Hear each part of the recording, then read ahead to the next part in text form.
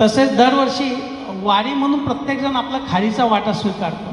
तर यावर्षी पण आपल्याला श्री संजय ओझा सर आणि रमेश गोरड्या सर रॉयलचे जे सहकारी यांनी दरवर्षीप्रमाणे याही वर्षी वारीसाठी आपल्याला नारळ पाणी आणि लाडू वगैरे दिलेले होते. बरोबर आपण लाडू तिथं वाटप केले, थोडेफार राहिले, पाणीचं वाटप इथं करतोय. तर प्रत्येकाचा ह्याच्यात हातभार आहे, त्याच्यामुळे ही वारी पूर्ण होतीये. तसंच यावर्षीचा माझा अनुभव सांगतो. आपण सगळेजण मोहोळमध्ये थांबलो होतो विरपे सरांच्या घरी नाश्ता करताना. तर एक म्हणजे मनाला स्तब्ध करणारी घटना घडून गेली की तिथले सहकुटुंब माऊली वारकरी आले, त्यांनी आपल्या पाया पडले आणि त्यांच्यातर्फे 200 रुपये चहासाठी म्हणून त्यांनी आपल्या सायकल स्वारच्या वारकऱ्यांना दिले. हे खरंच अचंबित गोष्ट आहे. म्हणजे वारी काय असते आणि वारकऱ्यांची सेवा करणं म्हणजे काय असतं हे तिथून मी शिकलो. खरंच मला फार मोठी म्हणजे एकदम स्तब्ध करणारी घटना घडलेली आहे सर. की त्यावेळेस आम्हाला पाया पडले तुम्ही आमच्या आणि घरी या म्हणले, चहा प्यायला घरी या. सर सर आता इथं सरांच्या इथं सगळं झालंय, मग तुम्ही येताना या म्हणजे. जसं येताना उशीर होईल सांगता येत नाही. मग त्यांनी 200 रुपये खिशात काढले, मग आमच्यातर्फे तुम्हाला चहा, पुढे जाऊन तुम्ही चहा आमच्यातर्फे सर्व ग्रुपला द्या.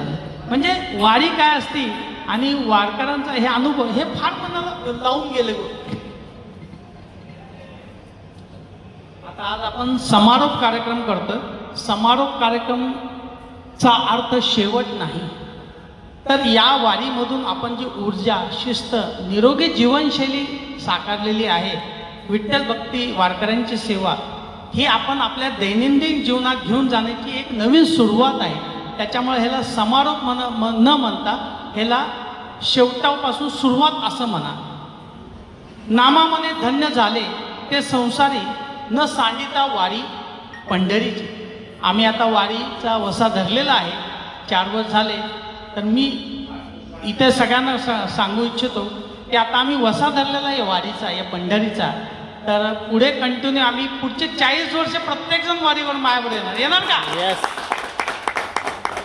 तर सरांच्या सहकार्याने ही जी वारीची परंपरा चालू झालेली आहे, तर ही दरवर्षी वाढत जाईल. पुढच्या वर्षी सर 50+ नक्की येतील. प्रत्येक जणांनी आपापले एक जण आला.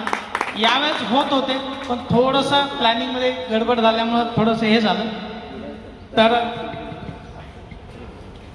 आता मी कार्यक्रमाची सुरुवात करताय. पराग दोषी सांगा.